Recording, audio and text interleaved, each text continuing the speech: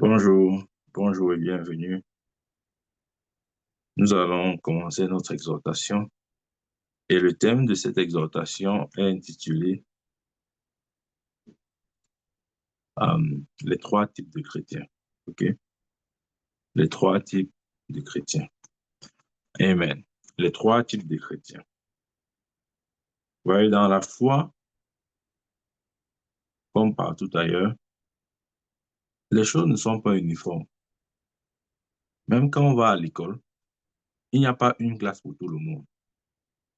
Il y a la CIL ou la maternelle, la CIL, le cours préparatoire, pour demander un, 2, ou moins un, ou moins 2, sixième, cinquième, quatrième, etc., etc., jusqu'à doctorat, professeur, agrégé, c'est cela. Ouais. Donc, ça veut dire que nous opérons tous à des niveaux différents. Et en fonction de ton niveau, il y a certaines vérités euh, qui peuvent être accordées, ou bien certaines vérités que tu peux saisir en fonction de ton niveau. Et d'autres encore, tu ne saisiras pas jusqu'à ce que tu atteignes la maturité nécessaire pour comprendre. Je prends un exemple. Jésus avec ses disciples un jour avait dit, j'ai beaucoup de choses à vous communiquer, mais vous ne pouvez pas les supporter. Pourtant, il était avec eux. Qu'est-ce qu'il voulait dire? Il voulait dire, il y a des choses plus sérieuses que j'ai envie de vous dire. Mais parce que vous êtes encore au lait, parce que vous êtes encore à l'étape initiale ou à l'étape primaire de votre foi, vous ne pouvez pas les supporter. Et parce que vous ne pouvez pas les supporter, ça ne sert à rien même de les prêcher ou de vous les annoncer parce que votre foi n'est pas suffisante pour saisir la vérité.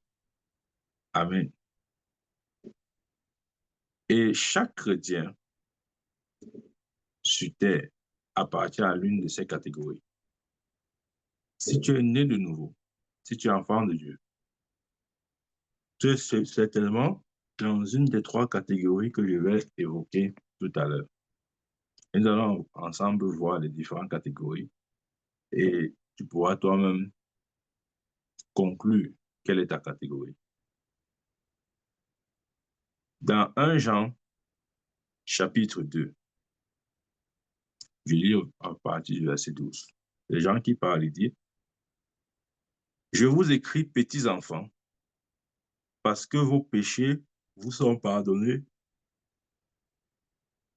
à cause de son nom. Amen. Je vous écris, petits enfants, parce que vos péchés vous sont pardonnés à cause de son nom. Donc, le discours que Jean tient avec les petits enfants est le discours du pardon des péchés. Amen. Parce que les petits enfants sont ceux qui sont plus conscients du péché que de toute autre chose. Ils ont plus la conscience du péché que, par exemple, la conscience de la nature de justice qu'ils sont devenus en Christ Jésus ou qu'ils ont en Christ Jésus. Ils sont plus conscients du péché que de la réalité de leur délivrance. Et ça, c'est un problème parce que les petits-enfants marchent dans la conscience du péché. Et ça se traduit même dans leur vie quotidienne. Vous allez voir les petits-enfants, lorsqu'ils veulent, par exemple, prier, ils vont commencer avec les Oh Seigneur, pardonne-moi tous mes péchés. Lave-moi au nom de Jésus. Amen. En fait, je ne dis pas que nous ne devons pas euh, faire cette prière s'il arrive qu'on tombe. Mais le problème, c'est le degré de conscience dans lequel nous sommes quant à la conscience du péché. C'est-à-dire que nous avons la pleine conscience du péché au point où nous savons que pour faire quoi que ce soit, nous devons commencer par le péché. Et ça, c'est un problème. Ça, c'est un problème. Quand tu es plus conscient du péché que, par exemple, de ta nature de justice, tu ne seras jamais libre. Et vous voyez, avec les petits-enfants, le point qu'ils abordent ou le point d'accroche, ce qu'ils reprochent, enfin, pas reprocher, l'emphase est mise sur le pardon des péchés Il dit, je vous écris petits enfants parce que vos péchés vous sont pardonnés à cause de son nom. Vous voyez, les petits enfants, ils ne sont pas complètement sûrs qu'ils sont pardonnés. Je ne sais pas comment expliquer ça. Il y a toujours un goût d'inachevé. On est toujours plus prompt à exposer la réalité du péché que de toute autre chose. Ça, c'est le langage des petits-enfants. C'est le niveau des petits-enfants. Voilà, les petits-enfants, ils veulent qu'on prêche uniquement sur le péché. Ou encore, c'est le message du péché qu'ils aiment le plus. Quand il dit aimer le plus, c'est-à-dire qu'ils trouvent euh, plus correct. Vous voyez ce qu'il veut dire? Ils pensent que non, si un pasteur prêche et prêche sur le péché, en fait, si ces messages sont centrés autour du péché, non, c'est un vrai pasteur. C'est un vrai pasteur. Et même dans le corps de Christ, il y a aussi les pasteurs qui ont ce niveau aussi. C'est vrai ce qu'il dit. Et il y a des pasteurs qui sont pasteurs, oui. Je ne refuse pas, je ne rejette pas l'appel, c'est Dieu qui appelle. Mais au niveau de la compréhension de l'évangile, ils sont encore restés au niveau de la compréhension du péché. C'est pourquoi tous les sermons vont tourner autour du péché. Et ils ne peuvent pas prêcher autre chose parce que c'est leur niveau. Amen. Et même l'auditoire ne peut pas recevoir autre chose parce que c'est leur niveau. Ils sont encore au niveau des petits-enfants. On a besoin de rassurer les petits-enfants que ces péchés sont pardonnés. Parce qu'il lutte avec cette réalité-là. En fait, son esprit n'a pas encore clairement saisi le pardon de ses péchés. Il n'a pas encore clairement vu le fait qu'il a été lavé, justifié. Ce n'est pas très clair dans son esprit. Et parce que ce n'est pas très clair, quand il arrive qu'il chute, la chute ou le fait qu'il commette un péché nourrit davantage en lui la conscience du péché. C'est pourquoi pour eux, Jean dit, je vous écris parce que vos péchés vous sont pardonnés à cause de son nom. Amen. Mais le verset 13 dit, je vous écris, Père, parce que vous avez connu celui qui est dès le commencement. Oh, regardez. Maintenant, il dit, je vous écris, Père. Là, il dit plus petits enfants. Père, parce que vous avez connu celui qui est dès le commencement. Donc, la particularité des pères, c'est que ils sont parvenus à une communion réelle avec le Père. Ici, lorsqu'on dit Père, ce n'est pas Père dans notre compréhension. Hein. Ce n'est pas que non, voici le Père spirituel. Non, ça n'a rien à voir. Tu peux être un Père spirituel, mais tu as au niveau du petit enfant. Qui comprend ça? Voilà, donc ne confondons pas les choses. Ici, lorsqu'il parle de Père, il parle des gens qui sont matures. Un chrétien peut atteindre le niveau de Père, alors que, par exemple, il n'a pas d'église, ou bien il n'est pas berger ou leader d'une assemblée, ou bien il ne dirige personne. Mais dans sa croissance avec Dieu, il atteint le niveau de Père. Oui. Voilà. Donc, il dit ici, je vous écris Père, parce que vous avez connu celui qui est dès le commencement. La particularité des pères, c'est qu'ils sont dans une communion réelle. Les pères n'ont pas besoin qu'on leur dise que, écoutez, vos péchés vous sont pardonnés. Ils savent ça. Ils ont traversé ce niveau-là. Ils n'ont plus le problème de la conscience du péché. Le péché ne domine plus sur eux. Ils n'ont pas besoin d'être rassurés qu'ils sont pardonnés parce qu'ils le savent depuis. Ils ont traversé cette étape. Et ça, c'est au niveau des petits-enfants. Et je vous écris, Père, parce que vous avez connu celui qui est dès le commencement. Je vous écris, jeunes gens, ouais, maintenant la troisième catégorie, je vous écris, jeunes gens, parce que vous avez vaincu le malin. Waouh! Ouais, les jeunes gens sont différents des pères et différents des petits-enfants. Aux jeunes gens, Jean essaie d'établir en eux leur victoire sur Satan. Amen. Les jeunes gens sont ceux qui challenge ou bien qui côtoient la vérité de leur victoire sur Satan. Ce sont des gens qui veulent vivre la réalité de leur victoire sur l'ennemi.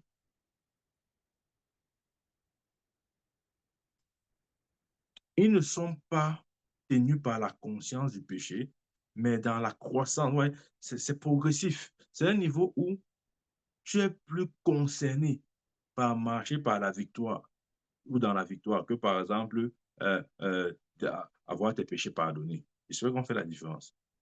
Tu es plus, tu es plus intéressé à marcher dans la victoire, à marcher dans un triomphe total. Tu es plus intéressé à voir ta victoire sur l'ennemi. C'est ça qui t'intéresse. Ce n'est pas, ce n'est pas que voilà, tu veux qu'on te rassure que tes péchés te sont pardonnés. Le jeune Jean sait que ses péchés sont pardonnés. Maintenant, il est dans une dimension où il veut marcher dans la pleine victoire. Voilà pourquoi il dit, je vous écris, jeunes gens, parce que vous avez vaincu le malin. Ouais. Il essaie d'établir la vérité sur la victoire. Ouais, parce que le petit enfant, si vous lui parlez de la victoire, il ne comprendra pas. Il a besoin d'être rassuré sur ses péchés. C'est ce qu'il veut. N'allez pas plus loin, il ne va pas comprendre ça. Il va entendre sans comprendre. Mais aux jeunes gens, ils peuvent saisir ce message. C'est pourquoi aux jeunes gens, quand tu leur parles par exemple, leur position en Christ, leur victoire sur l'ennemi, ils saisissent, leur esprit est plus disposé à saisir ça. Ils n'ont pas besoin que tu viennes leur dire, quand tu sais que tes péchés sont pardonnés par le sang de Jésus, tu sais, je viens donc te dire que tes péchés sont pardonnés. Non, non, non. Amen. Je vous écris, jeunes gens, parce que vous avez vaincu le malin.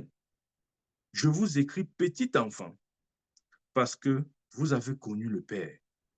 Amen.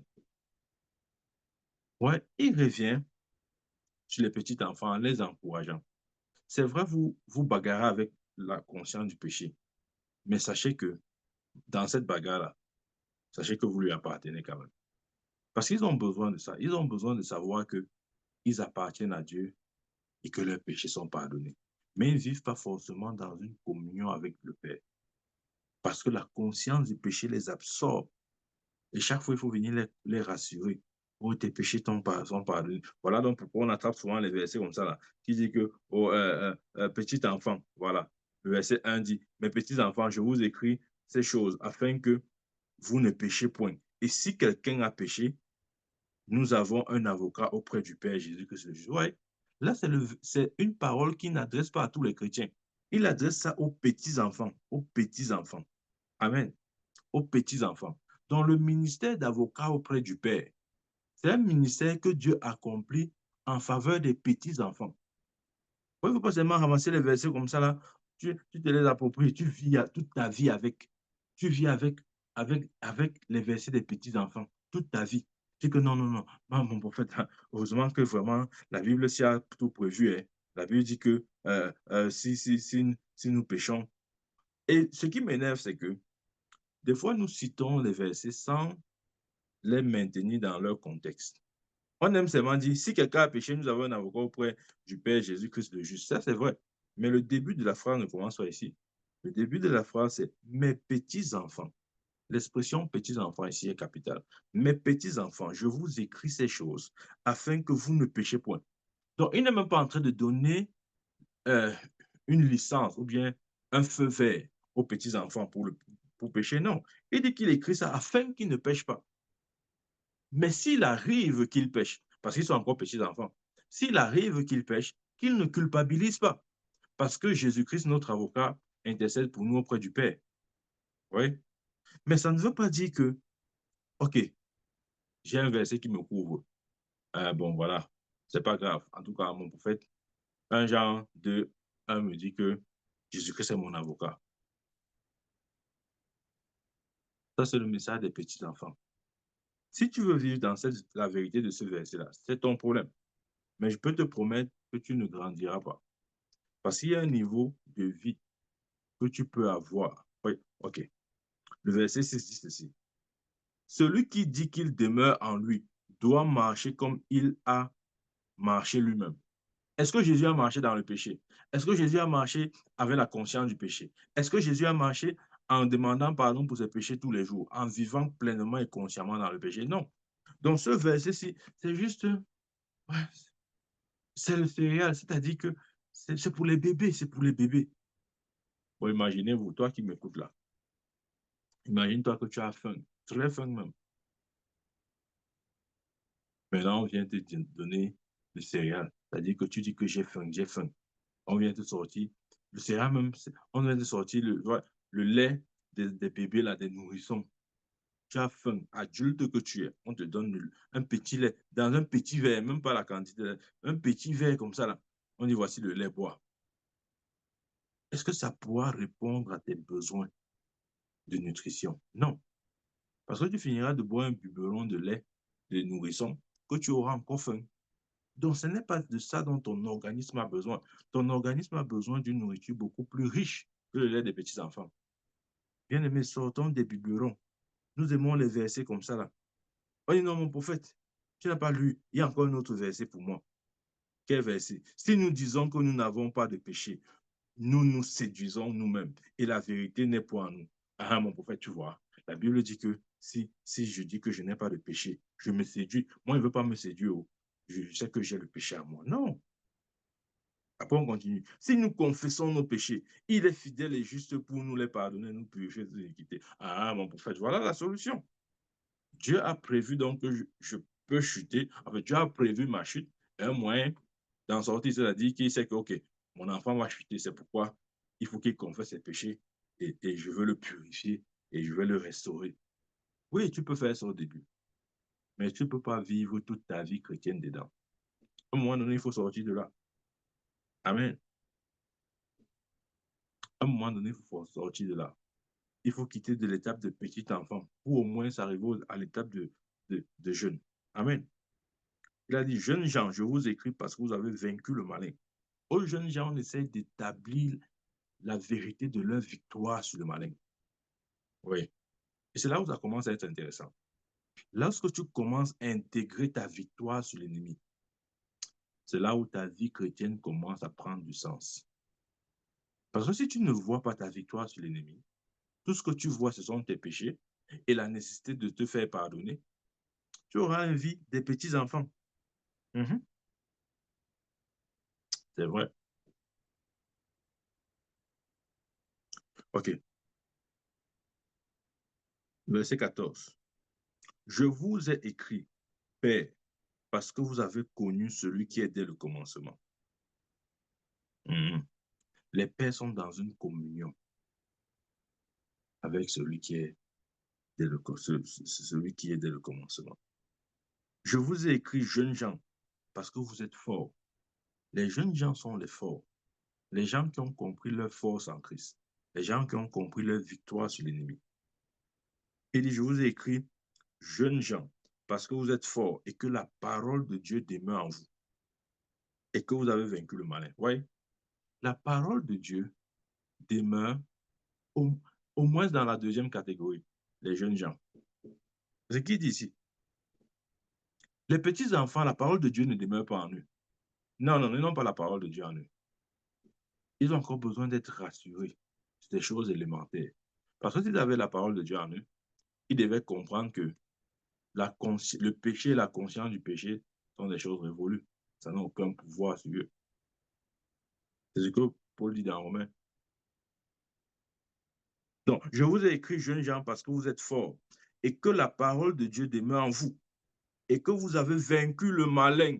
Les jeunes gens sont conscients qu'ils ont vaincu le malin. Amen. Les jeunes gens sont ceux qui ont la parole de Dieu en eux. Ils sont forts pourquoi?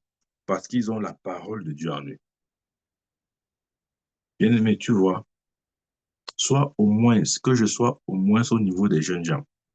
Le niveau petits-enfants, c'est un niveau, c'est un niveau dans lequel nous ne devons pas demeurer. On commence par là, mais il faut vite quitter de là. Il faut vite quitter de là. Parce que aussi longtemps que tu es et que je suis dans le niveau des petits-enfants, Satan nous dominera toujours. Ce sont les chrétiens qui sont nés de nouveau, mais qui vivent une vie complètement dominée par l'ennemi. Complètement dominée à plusieurs égards. En fait, dans tous les domaines même. Quand tu regardes sa vie, tu sens la main de Satan du début jusqu'à la fin. C'est vrai. Il y a des chrétiens comme ça. Tu regardes sa vie, tu sens qu'il a attaqué de partout. Il n'y a pas de répit pour lui. C'est-à-dire, il n'y a pas qu'un moment où il peut se calmer un peu. Il n'y a pas de repos. Les flèches vont dans tous les sens. Et chaque flèche le prend. Ça, c'est les petits enfants. Mais les jeunes gens sont forts parce que la parole de Dieu demeure en eux. Et ils ont la conscience qu'ils ont vaincu le malin. Et les pères, quant à eux, ont connu celui qui est au commencement. C'est-à-dire vivre dans une intimité profonde avec le Seigneur. Ce qui compte pour eux, c'est, en fait, ils ne voient que le Seigneur. Ils ont atteint le niveau où Satan n'existe plus pour eux. Vous voyez ce que je veux dire? Tu peux atteindre ce niveau-là, où Satan n'est plus un problème pour toi. En fait, il ne fait même plus partie des éléments de ton équation. Il n'existe littéralement plus. Tout ce que tu vois, c'est le Seigneur. C'est vrai. Tu peux atteindre ce niveau bien-aimé, où tout ce que tu vois, c'est le Seigneur. Quand les gens diront, oh, les gens parleront des œuvres de Satan autour d'eux, ou même dans leur vie, ça sera quelque chose de complètement étranger à toi. Tu vas dire, mais qu'est-ce que c'est ça? Ça veut dire quoi? Parce que ça n'existe pas dans ton répertoire, ou ça n'existe pas dans ta vie. Parce que tout ce qui est réel, et tout ce qui compte pour toi, la seule chose avec laquelle tu es en communion, c'est avec le Seigneur. Il n'y a aucune autre chose qui captive ton attention, ou même qui te, comment dire, qui t'accroche. Non. Ou même qui t'impacte. Non. Les œuvres de l'ennemi n'ont aucun pouvoir sur toi. Satan n'existe littéralement pas pour toi. Il n'est pas un sujet de conversation. Vous voyez, souvent les chrétiens, dès qu'on ouvre notre bouche, on fait plus de louanges à Satan qu'à Dieu. Comment je le dis? Pourquoi je le dis? Parfois, tu peux demander à un chrétien, c'est comment?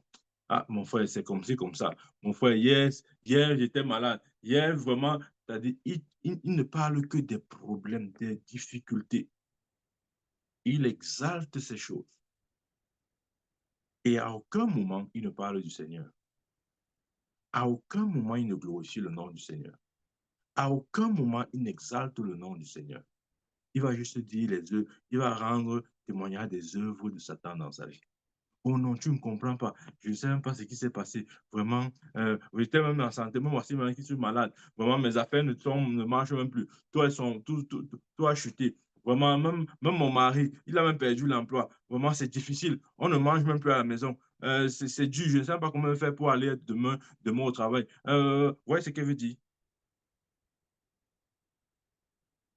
Et quand il finit de parler, en aucun moment, il n'a exalté le nom du Seigneur. En aucun moment, il n'a rendu grâce à Dieu. En aucun moment, il a rendu louange à Dieu.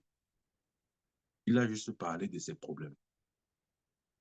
Il a parlé de ses difficultés, de comment Satan est en train de détruire sa maison, de détruire sa vie professionnelle, de détruire ses finances, comment rien ne marche dans sa vie.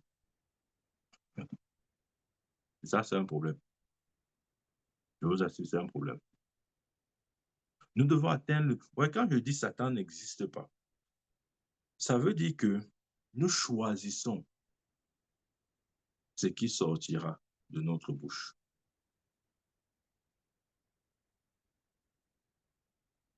Tu peux même être malade, mais tu choisis délibérément de ne pas dire je suis malade.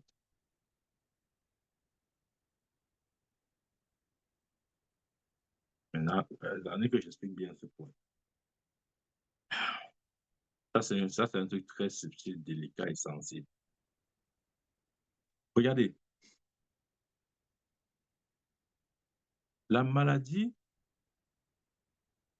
je prends par exemple l'exemple de la maladie, hein, un truc où tout le monde peut facilement se retrouver.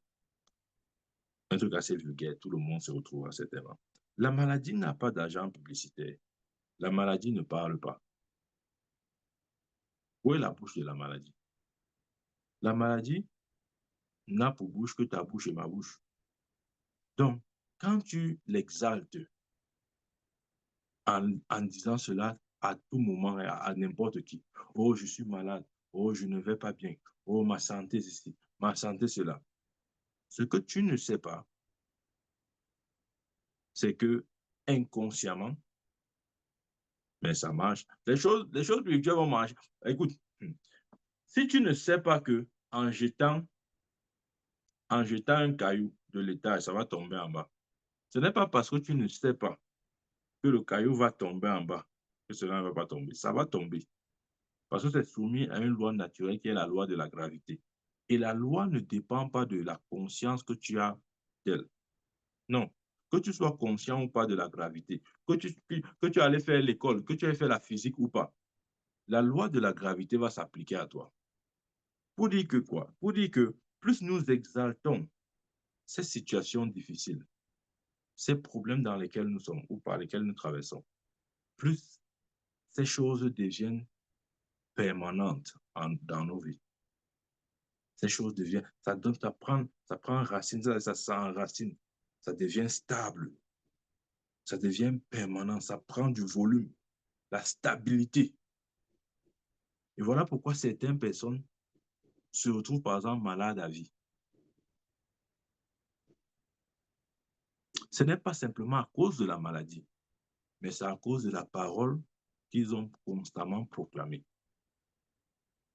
La Bible ne dit pas que par tes paroles tu seras justifié, par tes paroles tu seras condamné. Donc ce que tu dis constamment finira par s'enraciner en toi. Ça, c'est vrai.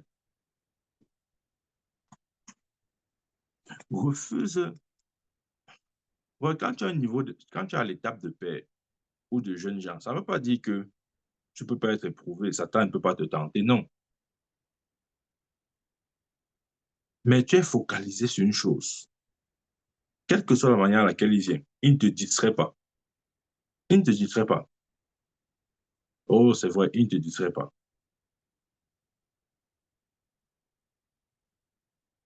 Mais quand tu n'es pas assez conscient, ou bien quand tes regards ne sont pas assez focalisés sur les choses spirituelles, il viendra avec la moindre distraction que tes yeux seront déportés sur l'essentiel. Il viendra toujours avec les distractions. Si tu ne me crois pas, demande à Pierre. Pierre marchait sur les eaux normalement en regardant son Seigneur. Mais lorsqu'il a détourné son regard du Seigneur pour regarder la tempête, le vent qui soufflait, il a sombré. Ouais, les pères, ce sont ceux qui vivent dans la communion. Les vents peuvent souffler, mais ils regardent au Seigneur. Mais quand tu es petit enfant, quand le vent souffle, ça t'effraie. Tu dis, hey, hey, pardon, pardon, tu cherches vite le bateau. Pardon, pardon, il faut que je retourne vite dans le bateau. Non, non, non, c'est quoi ça? Qui m'a demandé de sortir? Parce que tu es effrayé par ce que tu vois. Tu es effrayé par ce que tu ressens. Amen. Tout ce qui est de la chair, ce que tu vois par tes yeux, tu entends, tu touches. Les cinq sens prennent le dessus sur la foi. Et là, c'est impossible de marcher dans la victoire. C'est totalement impossible. C'est totalement impossible. Les pères parlent uniquement ce qu'ils veulent voir. Ouais, un père ne confessera jamais ce que son œil voit. Je vais donner l'exemple de cet homme de Dieu, Benson et Daosa. Il dit qu'un jour, il avait fait l'accident et son pied s'est cassé. Écoutez bien, son pied s'est cassé. Et chaque jour, là, écoutez, il y a des témoignages qui demandent un niveau de foi, hein, je reconnais. Je ne veux pas écouter, on a dû pas aussi faire. Et puis ça ne marche pas, dire que le prophète avait dit ça, j'ai fait, ça n'a pas marché. Chaque jour, il se levait, il confessait que son pied là fonctionne. Mon pied est guéri. Il confessait toute la guérison. Après, son épouse a dit, mais chérie, essaie quand même d'aller à l'hôpital, on ne sait pas, peut-être, on peut voir comment. Il arrive à l'hôpital, le médecin sort un diagnostic qui l'effraie encore. En fait, un diagnostic qui est censé l'effrayer. Mais il a dit au médecin que c'est pour toi là-bas. Mon pied est guéri. Il a tenu ferme sur sa confession de foi jusqu'à ce que son pied est guéri. Jusqu'à la guérison de son pied. Ouais, le Père se focalise sur ce qu'il veut voir. Dans la Genèse, il y avait les ténèbres à la surface de la terre. Mais Dieu, qu'est-ce qu'il a fait? Il a dit que la lumière soit. Il n'a même pas dit, oh, ténèbres, je te chasse. Va-t'en, va-t'en. Non. Il n'a même pas pris la peine d'appeler le mot ténèbres. Ce qu'il a dit, c'est quoi? Que la lumière soit. Les pères se focalisent sur ce qu'ils veulent voir. Bien aimé, que l'esprit du Père commence à t'animer.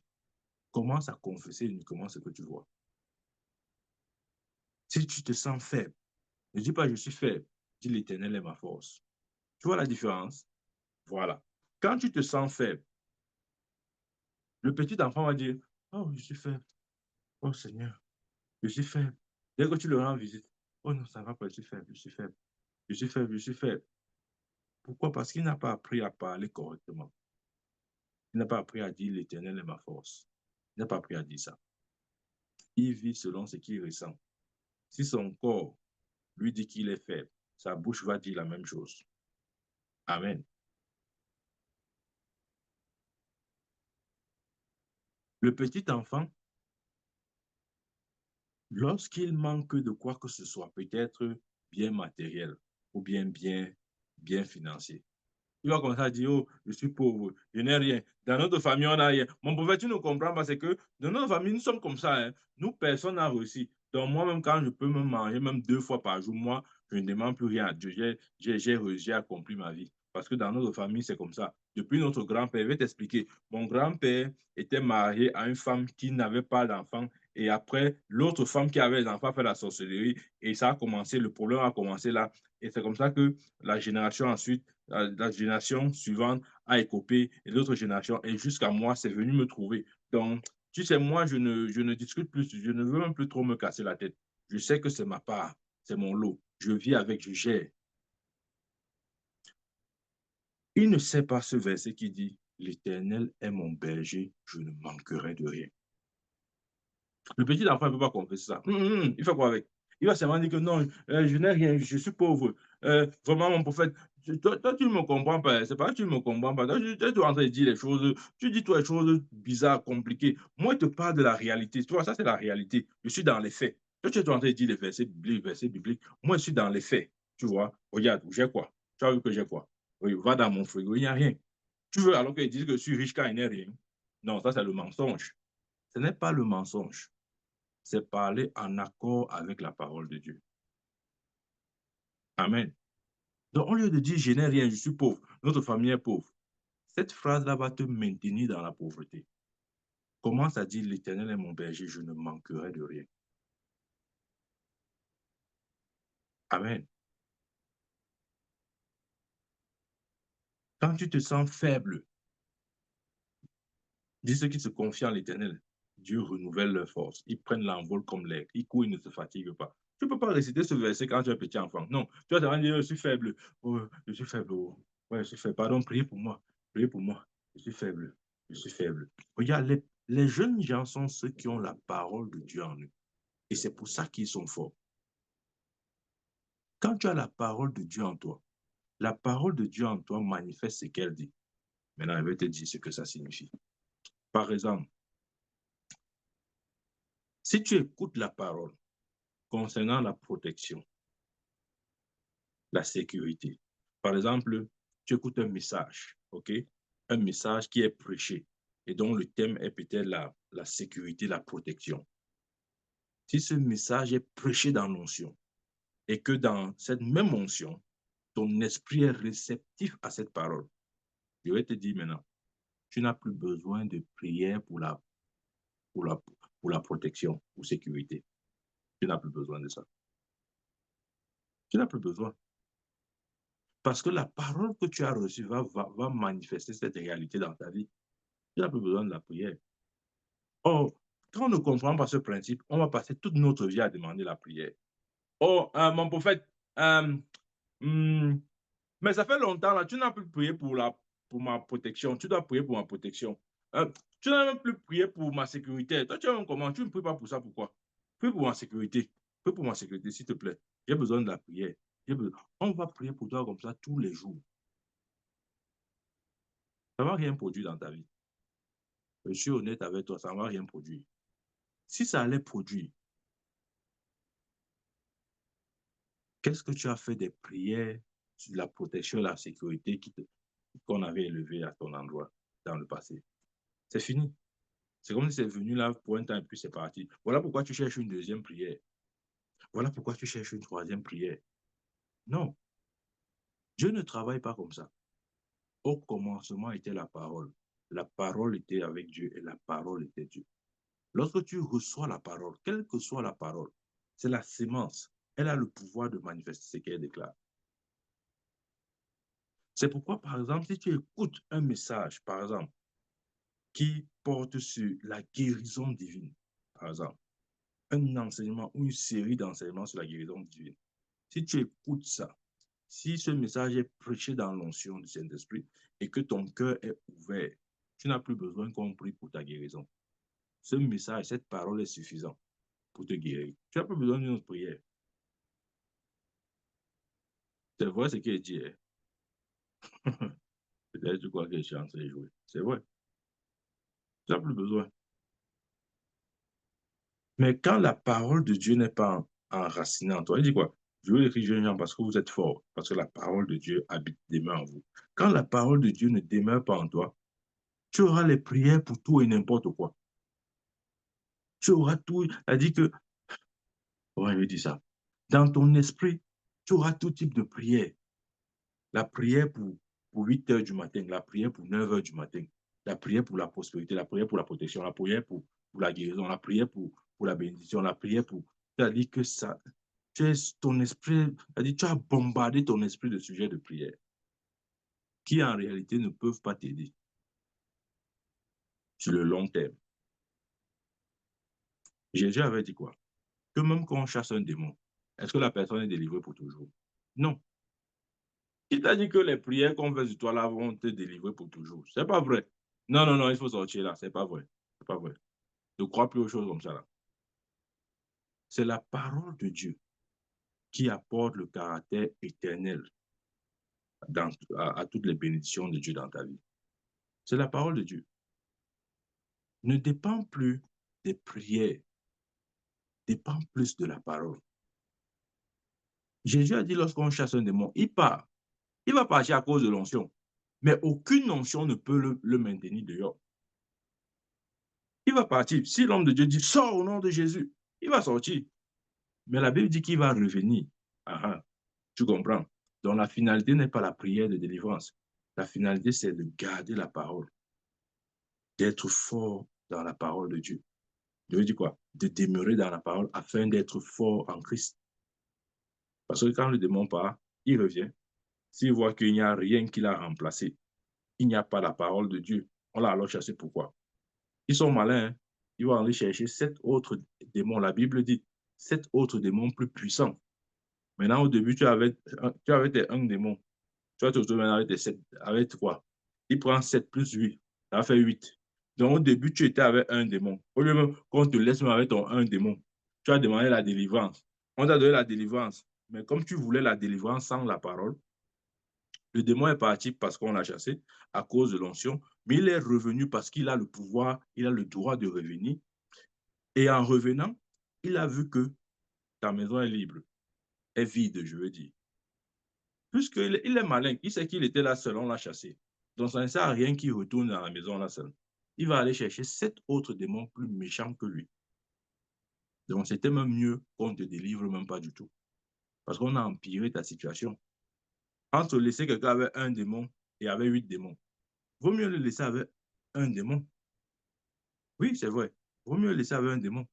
Mais celui qui construit sa foi autour de la parole de Dieu, je vais te dire ce que ça veut dire. La parole de Dieu a le pouvoir de chasser tout démon dans ta vie. Sans qu'il y ait forcément une prière de délivrance spéciale. J'espère que tu comprends ce que j'ai en train de dire. La parole de Dieu a le pouvoir de chasser tout démon dans ta vie sans prière de délivrance spéciale. Parce que la parole de Dieu, c'est la lumière. Et les démons, ce sont les ténèbres. Quand la lumière arrive, les ténèbres se dispersent. Toi, entre dans ta chambre la nuit et appuie sur l'interrupteur. Qu'est-ce qui va se passer? Les ténèbres qui étaient là avant vont littéralement disparaître. Au même instant que la lumière va apparaître, les ténèbres vont disparaître. Est-ce que tu as besoin de dire, oh ténèbres, je t'ordonne, au nom de Jésus, sors de ma chambre. Sors, sors, sors, sors, sors. Je sors, sors, sors, je t'ordonne de sortir. Tu peux dire ça toute ta vie. Elles ne sortiront pas, les ténèbres ne sortiront pas. Ce qui chasse les ténèbres, c'est la lumière. Et la parole de Dieu est lumière.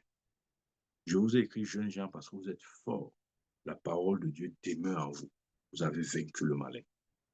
Amen. Ça, c'est au moins le niveau dans lequel nous devons nous trouver.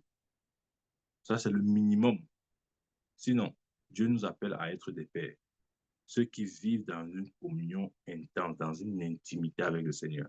Ceux pour qui la seule personne qui existe pour eux, c'est le Seigneur. Ils ne voient pas autre chose. Ils ne voient pas autre chose. Ce n'est pas, la réalité ne se trouve pas dans ce que leur sens leur dit, mais dans ce que Dieu dit. Et ils ne tiennent pour vérité que ce que Dieu a dit. Tout le reste, c'est foutaise. Amen. Donc maintenant, quand il dit comme ça, tu dis que oui, mon prophète, c'est vrai, mais bon, est-ce que ça alors possible? Bon, mais si tu veux, oui, si tu veux, mais après, bon, c'est pour les pasteurs, non? Ce sont les pasteurs qui doivent faire ça. Qui a dit que ce sont les pasteurs qui doivent faire ça? Non, ok, bon, ce ne sont pas les pasteurs, bon, ce sont les prophètes. Ça n'a rien à voir. Que tu sois pasteur ou prophète, ça n'a rien à voir. Rien à y voir. Rien à y voir. Absolument pas. Ça dépend de ta maturité spirituelle, de si tu vas décider de grandir ou pas. Il y a des gens qui aiment le biberon, hein. Non, on aime ça. On aime le biberon. On ne veut pas aller très loin. Nous sommes déjà sauvés, non? Mon prophète, il y a le salut, non? Tu vas encore quoi? Si je meurs, je vais aller au ciel. Non, non, non. Le reste, là, non, ça ne m'intéresse pas. Laisse le reste là. C'est trop dur. Fais. On va voir. Fais. On va regarder chez toi. Mais nous, là, non, non, non. Nous voulons tout ça. Bien aimé, c'est ta portion. Si tu es dans ce ministère, tu suis attentivement ce ministère. Je refuse que tu sois bébé, petit enfant. Non. Non, tu ne peux pas être petit enfant. 1, 2, 3, 4, 5 ans, 10 ans, 20 ans, petit enfant. 20 ans. Ouais, le problème avec la maturité spirituelle, c'est que elle n'est pas systématique. C'est-à-dire, ce n'est pas comme la croissance physique. Encore que même notre croissance physique est conditionnée par notre alimentation. Donc, si nous ne, par exemple physiquement, si nous ne nous alimentons pas convenablement, notre croissance aura un problème. On ne, on ne, on ne grandit pas juste avec le temps, non. Ce n'est pas le temps qui fait grandir. Les gens pensent que non, avec le temps, je vais grandir. Tu ne vas pas grandir. OK. Qui a dit ça? Les gens disent que non, non, non, avec le temps, il va grandir. Il ne va pas grandir. Humainement parlant, est-ce que tu as grandi avec le temps? Non. Tu as grandi parce que quand tu étais bébé, il y avait quelqu'un, certainement ta mère, qui te nourrissait. Tu t'étais son lait maternel. Après, tu as pris le biberon, la bouillie. Après, tu étais initié avec la nourriture un peu écrasée. Tu as mangé les écrasés. Après, tu as commencé à manger la nourriture normalement. Tu as continué à manger. Jusqu'aujourd'hui, tu manges. C'est pour ça que tu as grandi. Tu n'as pas grandi parce que, bon, avec le temps, tu as grandi. Non. De la même manière, spirituellement, tu ne vas pas grandir avec le temps. Ne dis pas que non, mon prophète, sois patient. Je veux grandir. C'est juste une question de temps. Ce n'est pas une question de temps. C'est une question de décision. C'est une question de qu'est-ce que tu choisis de faire? Quelles sont les actions quotidiennes que tu choisis de faire? Ça ne vient pas avec le temps. La maturité ne vient pas avec le temps. Non, c'est pas vrai. La maturité vient par des actions bien définies. Quel type d'action tu poses? Amen. Et je prie au nom de Jésus-Christ que nous puissions accéder au niveau des pères, de ceux qui sont dans la communion, dans la conscience de la communion et de l'intimité avec le Seigneur. Ceux-là qui n'ont plus besoin qu'on leur parle du péché parce qu'ils ont traversé cette étape. Ceux-là qui n'ont plus besoin qu'on leur assure que leurs péchés sont pardonnés parce qu'ils le savent. Ceux-là même qui n'ont pas besoin qu'on leur rassure qu'ils ont vaincu le malin parce qu'ils savent qu'ils ont vaincu le malin. Ceux-là qui sont dans la conscience de l'intimité profonde avec le Seigneur. Ça, c'est le standard de Dieu pour chacun de nous. Et je prie au nom de Jésus que tu puisses marcher dans ce standard. Au nom puissant de Jésus-Christ, j'ai prié. Amen. Amen, amen. Amen. Y a-t-il des questions? Amen. Amen. Amen.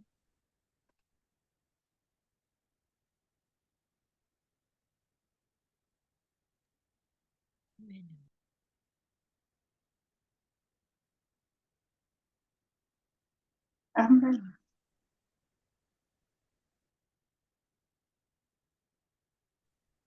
Amen. Questions?